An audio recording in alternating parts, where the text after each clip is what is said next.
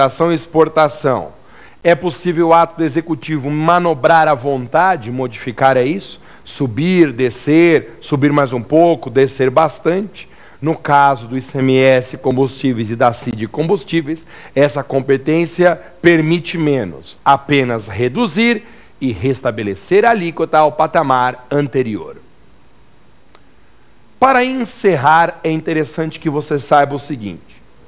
Há umas 3 provas atrás, o exame da ordem cometeu um pequeno deslize técnico ao se referir às 4 exceções importantes à legalidade: IOF, IPI, importação e exportação.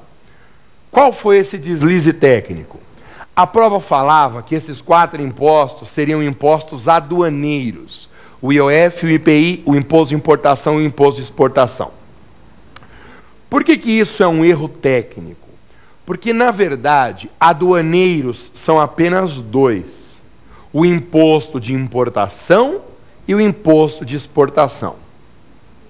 Chamar o IOF e o IPI de impostos aduaneiros é estranho, porque eles não têm esse caráter direto de regulação da balança comercial. No entanto, nós temos que aprender com os exames anteriores. Se a OAB trata dos 4 como tributos aduaneiros, nós temos que aceitar, pelo menos no contexto de quem está prestando o exame. Então guarde, aplicando essa informação só para a lógica do exame de ordem: o IOF, o IPI, o imposto de importação e o imposto de exportação são chamados de impostos aduaneiros, porque eles têm uma relação direta com a balança comercial, com o vínculo entre importações e exportações. São chamados também de tributos extrafiscais. Tributos extrafiscais. Por que tributos extrafiscais? Extrafiscal é um tributo que não tem finalidade arrecadatória. Um tributo extrafiscal, ele serve a alguma outra finalidade, que não tirar dinheiro da pessoa. Um tributo extrafiscal é um tributo instituído e arrecadado com alguma finalidade social ou política. Então guarde, isso pode cair na sua prova. Os 4 impostos chamados de aduaneiros são exceções ao princípio da legalidade. E podem cair na prova também como impostos extrafiscais. Os impostos extrafiscais, esses 4, são exceções ao princípio da legalidade. Ô Maza, você podia revisar então, né, Maza? Agora que estamos na parte final do primeiro bloco, o que foi, Maza, a síntese de tudo que eu aprendi hoje? Lembre, o princípio da legalidade é uma garantia fundamental do contribuinte, uma limitação ao poder estatal de cobrar e arrecadar tributos. A legalidade significa que a criação, aumento, redução e extinção de tributos dependem de lei. E essa lei, em regra, é uma lei ordinária, porque a lei complementar é necessária para a criação e modificação de apenas 4 tributos: empréstimo compulsório, imposto sobre grandes fortunas, impostos residuais e novas fontes de custeio da Seguridade.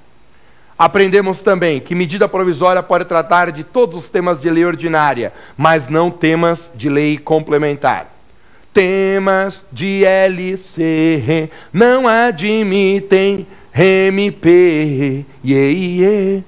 E vimos também que 6 tributos brasileiros podem ter alíquotas alteradas ou modificadas por ato do Executivo: IOF, IPI, Imposto de Importação e Imposto de Exportação, CID combustíveis e ICMS combustíveis. Não saia daí. Daqui a pouco nós voltaremos com o segundo bloco, Pergunte ao Professor, em que eu esclarecerei a sua dúvida sobre a matéria de hoje. Você não é louco de trocar de canal. Não perca o nosso segundo bloco, Pergunte ao Professor. Até daqui a pouquinho.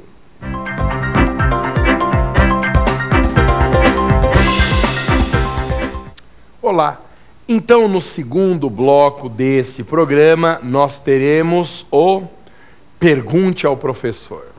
Agora, eu quero responder a dúvida que você, de todo o Brasil, enviou a respeito do assunto de hoje. Você sabe que você pode participar do nosso programa enviando um e-mail para provafinal@lfg.com.br. provafinal@lfg.com.br. E aí, no próximo programa, a pergunta que eu responderei aqui será a sua. Quanto maior a sua participação, melhor a qualidade do nosso programa. Não se esqueça, provafinal@lfg.com.br. Mande sua pergunta para nós. Vamos então à primeira pergunta de hoje, no Pergunte ao Professor. Está lá na tela. Professor Maza, a definição da data para pagamento do tributo precisa ser estabelecida por meio de lei? Essa pergunta é importante demais. Por quê? Porque ela envolve o conhecimento de uma posição do Supremo Tribunal Federal sobre a interpretação do artigo 97 do CTN. O artigo 97 do CTN define o princípio da legalidade tributária, estabelecendo um conceito muito mais amplo que o conceito constitucional. O artigo 97 deixa muito claro quais são todos os temas que envolvem a necessidade de expedição de uma lei tributária. Interessante. E o Supremo Tribunal Federal considera que o rol do artigo 97 do CTN é um rol taxativo. Ora, como a definição da data para pagamento do tributo não está exigida ou não está prevista ali no artigo 97 como de exigência por meio de lei, o Supremo interpreta que, sendo o rol um rol taxativo, não havendo esse assunto lá, esse assunto não está sob reserva de lei. Então guarde.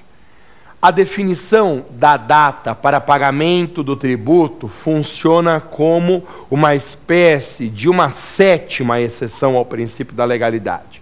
A definição da data para pagamento do tributo pode se dar por meio de ato do Poder Executivo.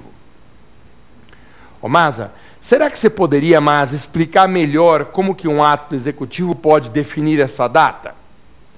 Claro, é fácil. Imagina o seguinte: a definição da data para pagamento do IPTU não precisa de uma lei municipal.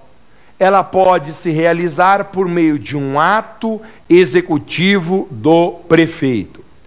Pela mesma razão, a definição da data para pagamento do IPVA não exige uma lei.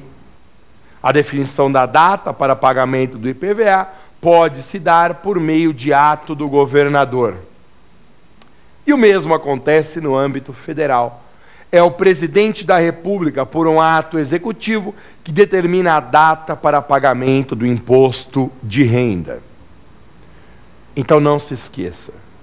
Segundo a jurisprudência do STF, o artigo 97 do CTN estabelece um rol taxativo que não inclui a data para pagamento do tributo. Por isso, a definição da data para pagamento do tributo não depende de lei. Vamos para a nossa segunda pergunta de hoje. Vamos lá, está lá na tela. Professor Maza, medidas provisórias podem tratar de matéria tributária? Essa pergunta é importante para a prova porque ela sempre despertou controvérsia do ponto de vista doutrinário. Você sabe que a medida provisória é um ato normativo de natureza efêmera. A medida provisória foi concebida na Constituição de 88 para ter uma duração curta. Ou seja, aquela referência do artigo 62 às situações de relevância e urgência demonstra que o objetivo do Constituinte, ao definir esse instituto da medida provisória, era fazer com que a disciplina por meio de MP fosse uma disciplina temporária e excepcional. Daí, a doutrina sempre questionar a possibilidade da edição de medidas provisórias em matéria tributária. Será que esse caráter transitório de uma MP é compatível com a natureza do assunto tratado no direito tributário?